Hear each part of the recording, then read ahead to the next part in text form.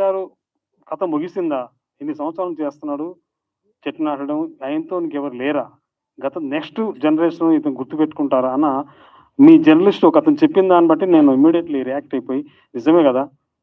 ఆయన భవిష్యత్ తరాలు తెలియాలంటే ఆయన మీద ఓ సినిమా తీయాలని చెప్పేసి ఇమ్మీడియేట్‌లీ అతన్ని రీసెర్చ్ చేసి ఆయన కథ గురించి తెలుసుకొని, ఆయన క్యారెక్టర్ తెలుసుకొని ఫ్యామిలీని కలిసాము. వాళ్ళ గురించి తెలుసుకొని చేయడం జరిగిందండి. నిజంగా ఆయన క్యారెక్టర్ చేయాలంటే ఛాలెంజే. ఆయన అంత ఇన్నోసెంట్‌గా ఉంటాడు. తన పని తను చూసుకుంటాడు. చెట్టు నాటడమే ధ్యాస ఆయనకు. అలాంటి క్యారెక్టర్ ఎవరని అనుకున్నప్పుడు ఫస్ట్ నేను రాసుకున్న టిక్ చేసుకుంది బ్రహ్మాజీ గారనమాట. బ్రహ్మాజీ గారిని నిజంగా నేను ఏ టైంలో క్లిక్ చేసుకున్నాను గానీ కరెక్ట్ సూటబుల్‌గా ఆయన ఎఫర్ట్ పెట్టాడు. నిజంగా థాంక్ యూ సార్ మీరు. ఇంత ఎఫర్ట్ పెడతారని నేను ఊహించలేదు. ఊహించిన దానికన్నా ఎక్కువ ఎఫర్ట్ పెట్టి చేశారండి. ఆయన ఈ సినిమా నేను అనుకున్న విధంగా ఫీచర్ సినిమా చేస్తాను. బట్ 'గద్దవాల్స్' కోసం దీన్ని 40 మినిట్స్ తగ్గించాను సార్.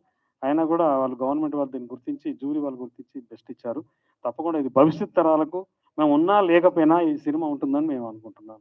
సో ప్రచార నిమిత్తం ఇప్పుడు తెలంగాణ గాని, ఏపీ గాని ఇది అందరి యావత్తు భారతదేశానికి, యావత్తు ప్రపంచానికి ఉపయోగపడే అంశం కథాంశం.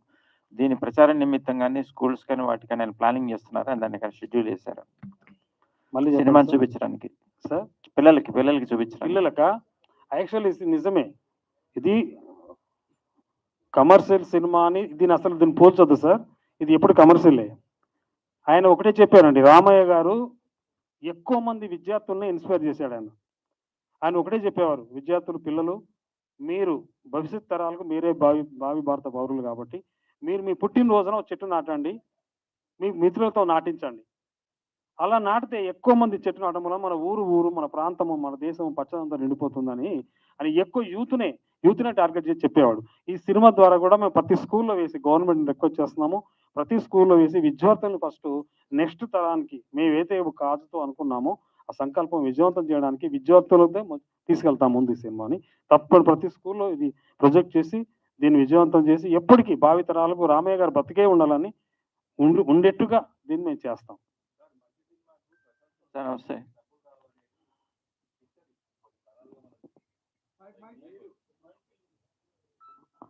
ఈ మూవీ పరంగా మీరు ఎంత ఖర్చు పెట్టారు? మీరు ఎంత సేఫ్‌లో ఉన్నారు? ఏంటి? మీకేమైనా రిటర్న్ వచ్చిందా? మా కష్టానికి ఫలితం. నెట్‌ఫ్లిక్స్ వాళ్ళు ఒక 30 crores ఆఫర్ ఇచ్చారండి. పోటీ పడుతున్నారు ఓటీటీ వాళ్ళందరూ. శాటిలైట్ గాని, నైజాం కూడా, మైత్రి గాని వీళ్ళందరూ సితారా వాళ్ళు మేము కొంటాం అని. దీనికి బడ్జెట్ అంటూ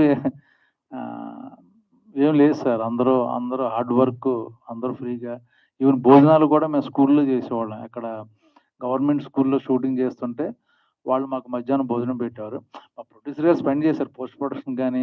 మేము ఆర్టిస్టులు తీసుకోవాలి, మిగతా అన్నిటికి ఖర్చు అవుద్ది. బట్ బడ్జెట్ గురించి అడిగే సినిమా కాదు ఇది. It's not a commercial movie కాదు కదా, అందుకని. మేడం డెఫినెట్గా వస్తారండి అందరూ. చేయొచ్చండి. అందరూ అనుకుని మాట అనుకుంటే యాక్చువల్గా ఇలాంటి సినిమాలకి ఆర్టిస్టులు దొరకాలి.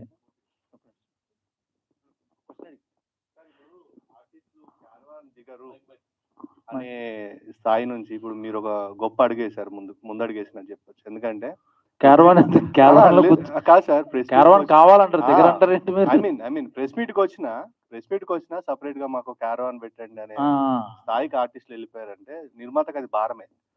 సో మీరు ఈ ఇనిషియేటివ్ తీసుకొని ఇంత సింపుల్ గా మీరు అన్నారు కదా, స్కూల్లో కూర్చొని భోజనాలు చేయడం, ఎంత ఇదొక స్టెప్ అనుకోవచ్చు, ముందడుగు. సో ఫర్దర్ గా మంచి కాన్సెప్ట్లు వస్తే మీరు ఇట్లాంటి ప్రయత్నాలు చేస్తారు? చేస్తానండి, డెఫినెట్ గా ఫ్రీగా కూడా చేస్తా. మేడం